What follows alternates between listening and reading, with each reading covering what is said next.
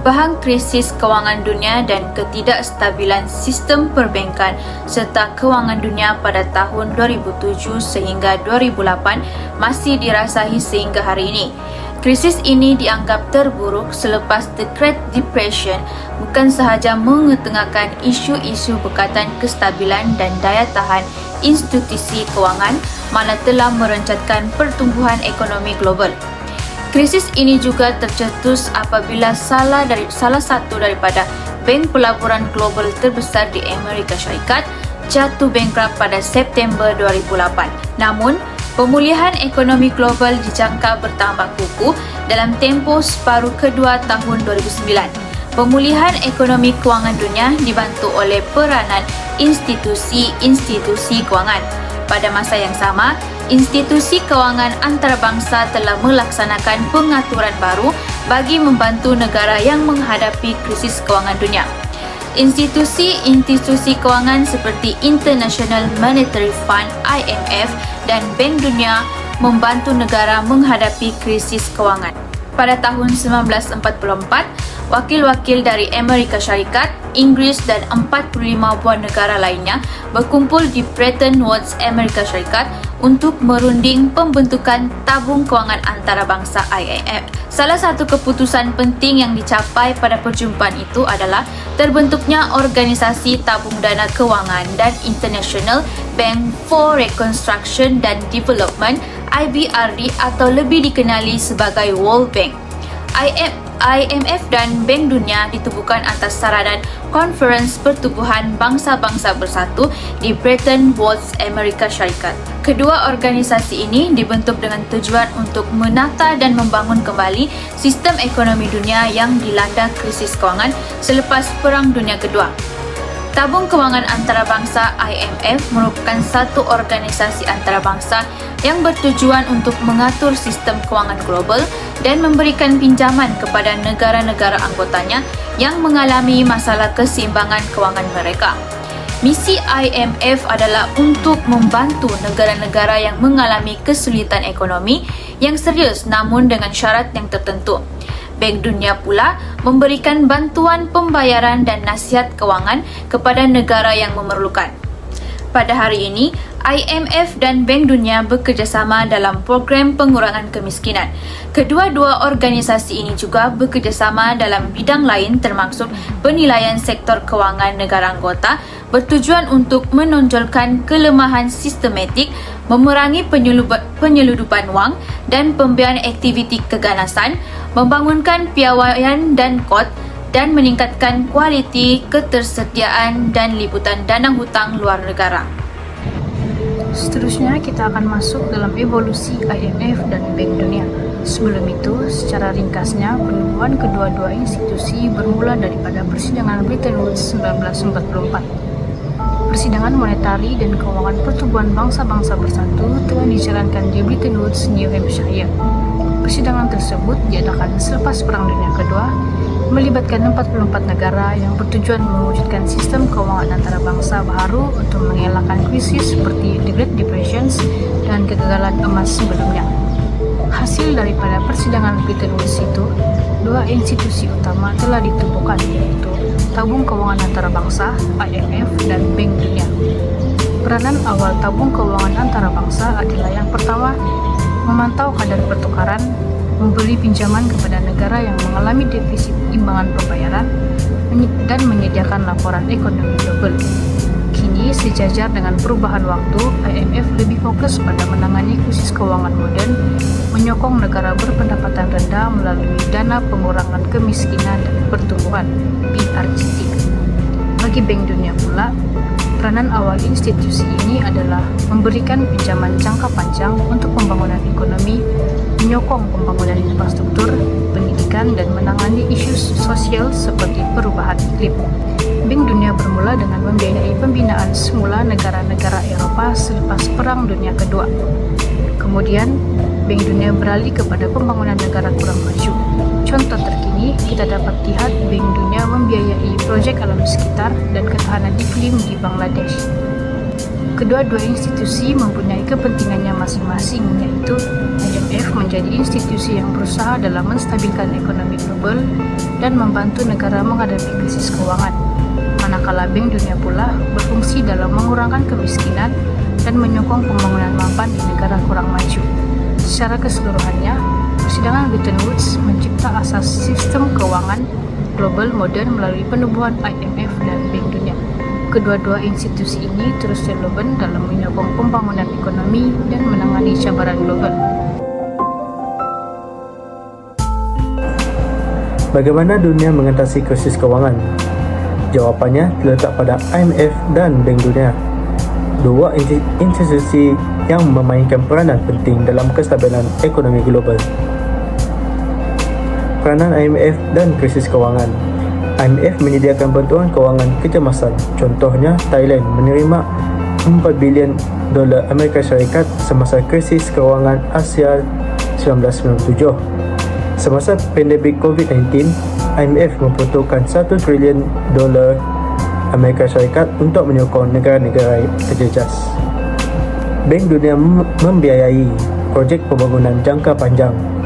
Sejak 1968, lebih 280 projek dibiayai di Indonesia.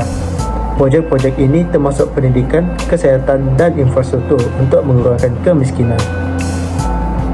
IMF dan Bank Dunia tidak beroperasi sendirian.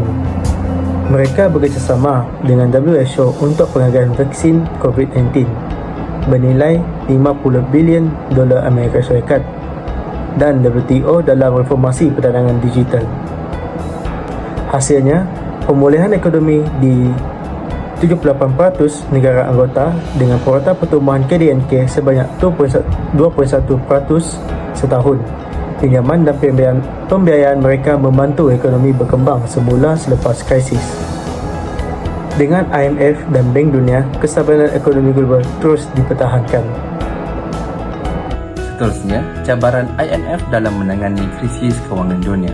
Antara cabaran yang dihadapi oleh IMF dalam menangani krisis kewangan dunia ialah wujudnya dasar khidmat Jerman atau austerity.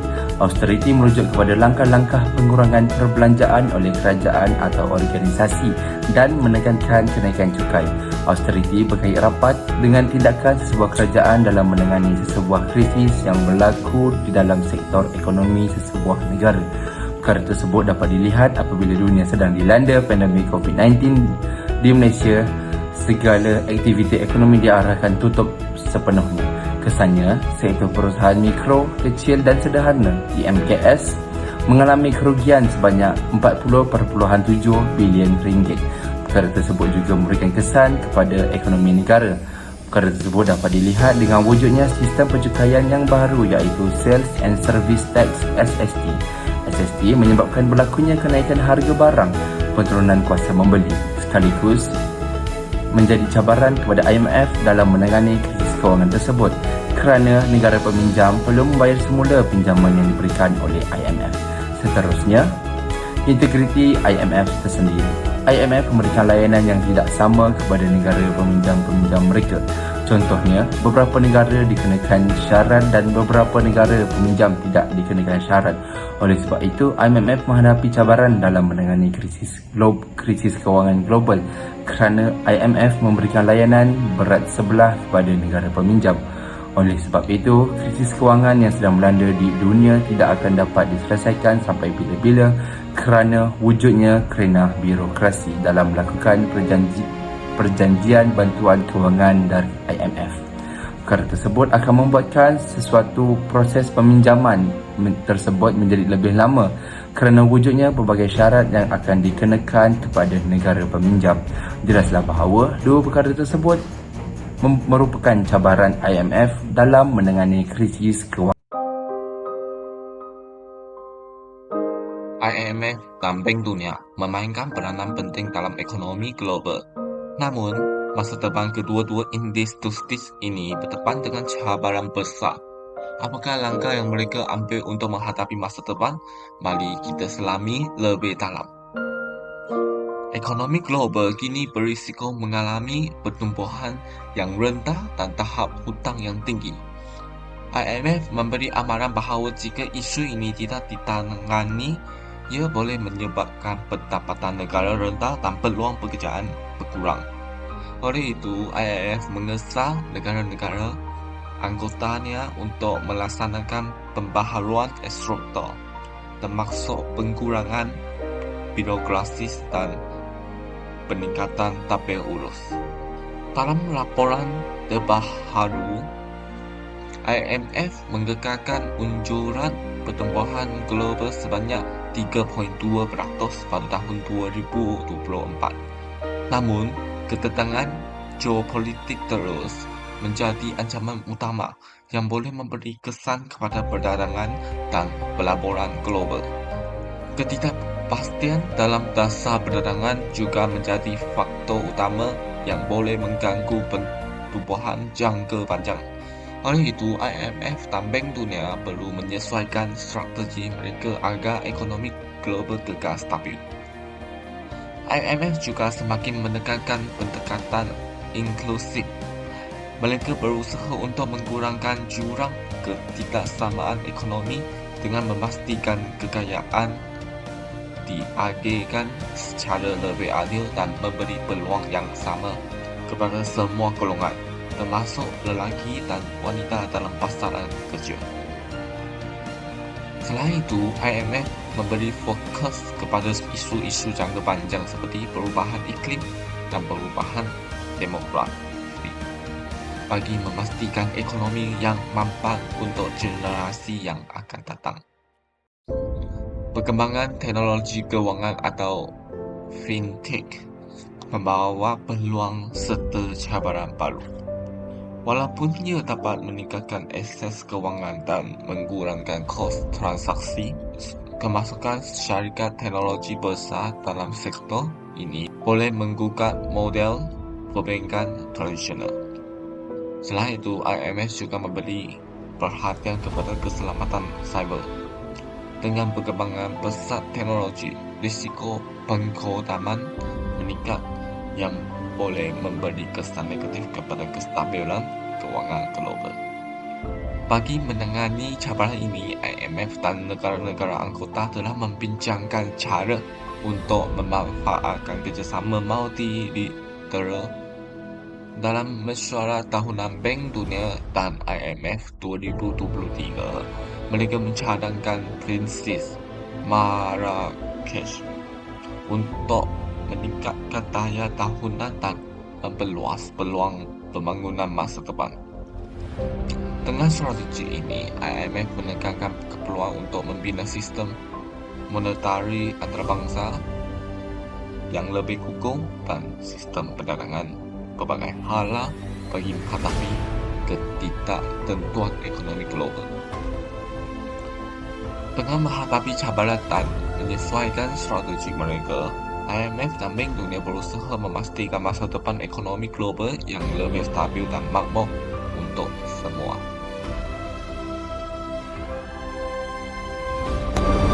Tabung kewangan antarabangsa IMF dan Bank Dunia memainkan peranan penting dalam pembangunan ekonomi global sejak penubuhan mereka di Bretton Woods pada tahun 1944.